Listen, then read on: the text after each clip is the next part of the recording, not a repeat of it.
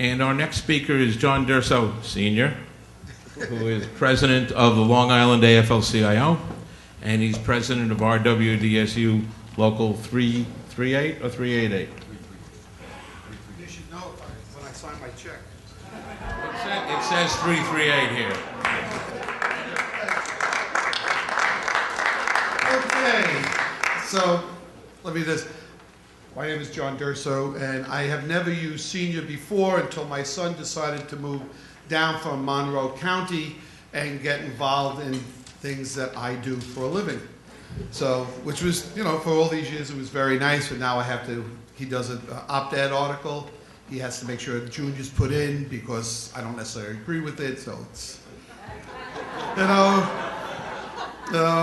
at 58, all of a sudden I have to start using senior. I don't feel senior. So Lou was kind enough to tell me this morning what I'm going to be speaking about. Okay. The internets don't go out to Long Island. He's so fresh. So one of the things that they wanted me to speak about is how will members of labor unions be affected? Now I know there's some of my brothers and sisters from labor in here, and I got to be honest with you. The answer is very simple. We don't know yet. We really don't know yet. You know, there is so much that is in transition, we're not sure. We know that this is a fabulous piece of legislation. Is it perfect? Nah. But, you know, quite frankly, what legislation is, it's got to be worked on. But we know that we have 32 million people that are going to be covered. And we know that it is the right thing to do. You know, people say, well, you know, most of the labor unions, they have health care. Their members have health care. That's true. Some of their children do not.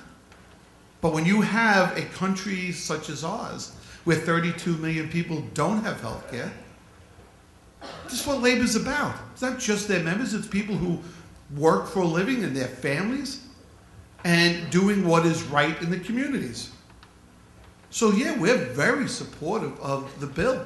And there might be some negative impact on some of our plans, but the overwhelming majority of our members and their families are going to be so far ahead. And, you know, some will take effect now, some will take effect in a few years, and then down the road. You know, part of the discussions, I participated in couple of these town hall meetings. Anybody ever go to a town hall meeting?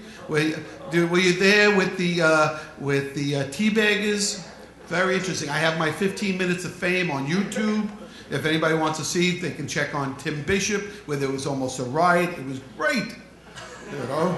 John, you were one of the peacekeepers, right? Yeah, that's right. Yeah, that's right. They had to actually. Some of the guys I work with literally had to escort me to my car because I was being surrounded by these teabaggers calling me a communist. I hadn't even met them, and they don't know. But here's the thing. I mean, seriously, we have a situation, as we all know, of folks who just don't have any coverage. People who are just being bankrupt by their medical bills. That's what this is about. This is why we're there. This is why we're there to help and protect, and that's what unions do. Just a quick example. My small little local that I actually get paid from, we spend $2 million a year on uncompensated care.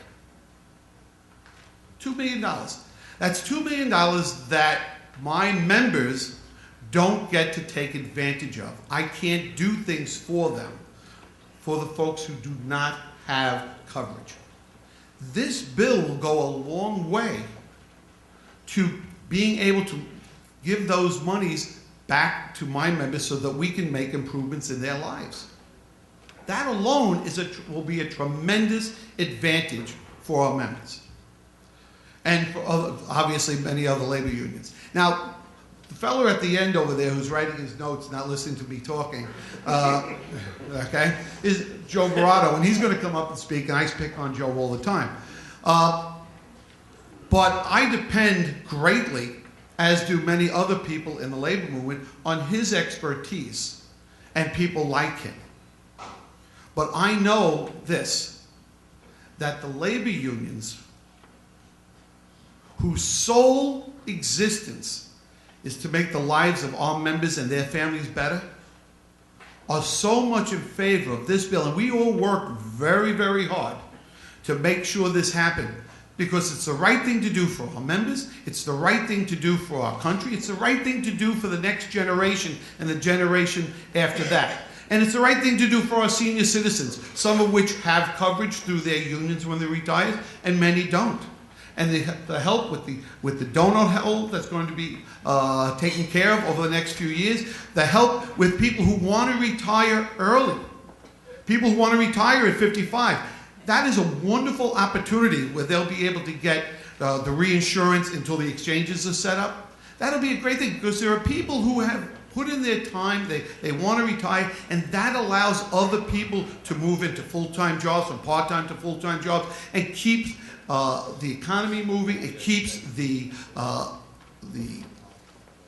trying to think of the right words here, because I was told I'm not allowed to curse on here, so this is, I mean, it's the only way I know really how to put this. You're allowed to curse. I'm at the balcony, I'm allowed to curse? All right. But here's the thing. You know, people get frustrated. The young people, they have to work 2 and 3 part-time jobs. If people have decided they want to retire, that opens up a position for somebody to move from part-time to full-time. That gives them an opportunity to grow. It is good for our country. It is good for the economy. And that's an extra part of what this bill does. You know, I see my pal here from the Teachers Union, having a son who's a teacher looking for a job, but that's another story.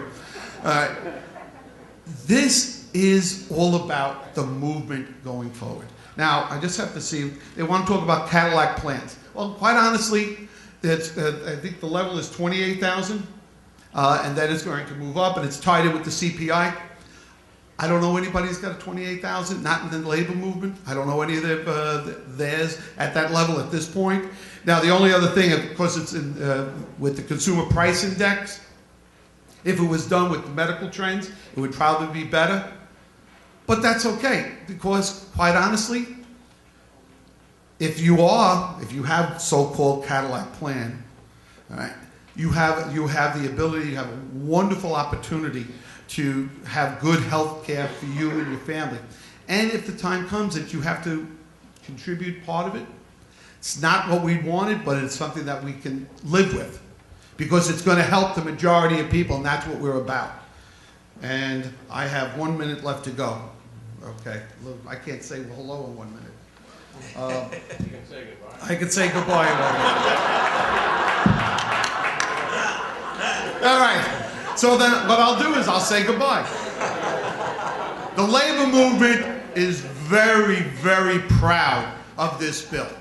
We are proud to have been a part of it, and we're proud of our legislators who stood up to an awful lot of abuse to pass this bill. Thank you very much.